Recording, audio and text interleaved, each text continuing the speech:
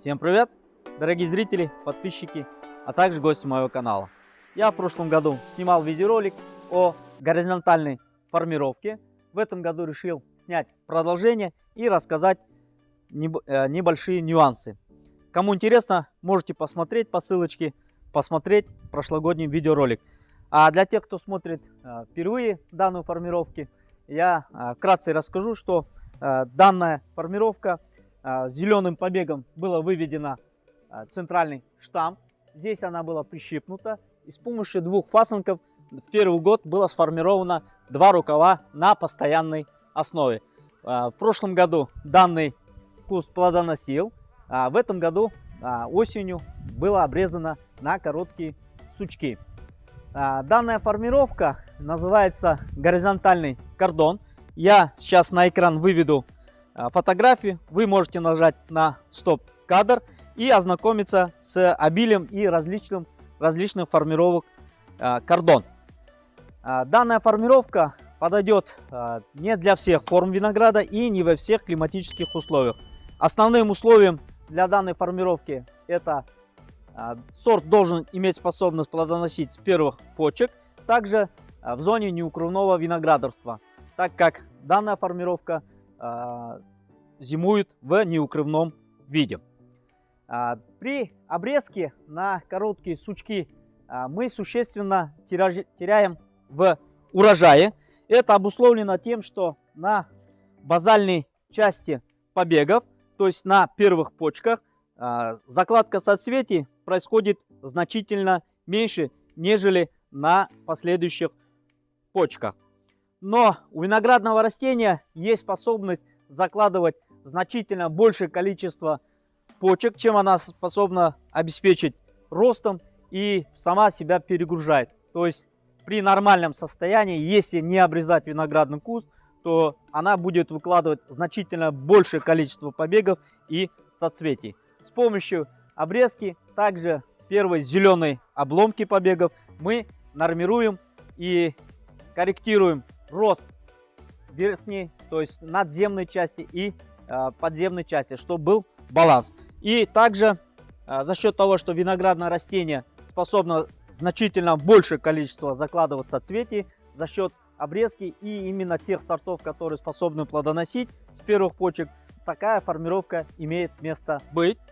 В большинстве случаев я здесь буду закладывать американские кишмиши. Как известно, американские кишмиши имеют способность плодоносить с первых почек. Это для меня тоже новая формировка.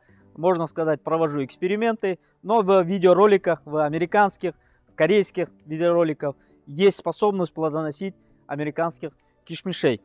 Здесь у меня более взрослый куст винограда Аватар.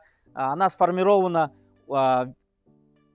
центральный штамм. Здесь сформировано два рукава по 1,5 метра в каждую сторону, 1,5 метра в одну сторону, 1,5 метра в другую сторону. Кусты у меня здесь посажены через каждые 3 метра.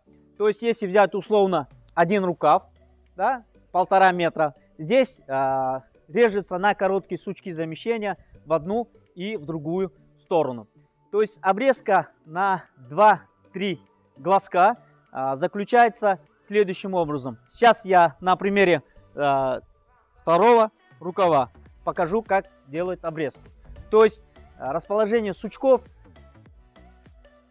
мы должны производить на расстоянии приблизительно 25-30 сантиметров. Таким образом, чтобы оставлять по 2 глазка, с них будут развиваться зеленые побеги.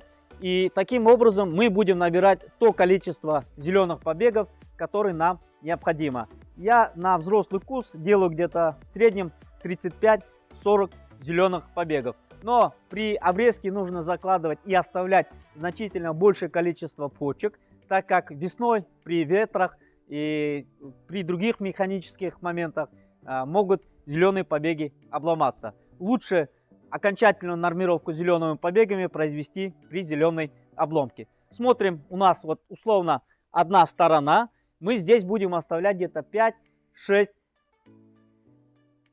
можно сказать, сучков. Смотрим, видим, у нас здесь вот 2 почки, здесь. Эту отрезаем, убираем. Она нам не нужна. Вот таким вот образом. Смотрим. И убираем вот эту сторону. Вот таким вот образом. И производим обрезку на 2 почки. Смотрим. 1, 2. И вот здесь вот делаем срезку. Если считать, то есть смотрите, вот 1, 2, 3, да. Здесь у основания тоже находится значительно большее количество спящих почек. Сейчас я рисунок выведу на экран. Вы можете посмотреть и нажать на стоп-кадр. То есть точно таким же образом производим обрезку других побегов. И точно таким же образом можно будет обрезать и другую сторону.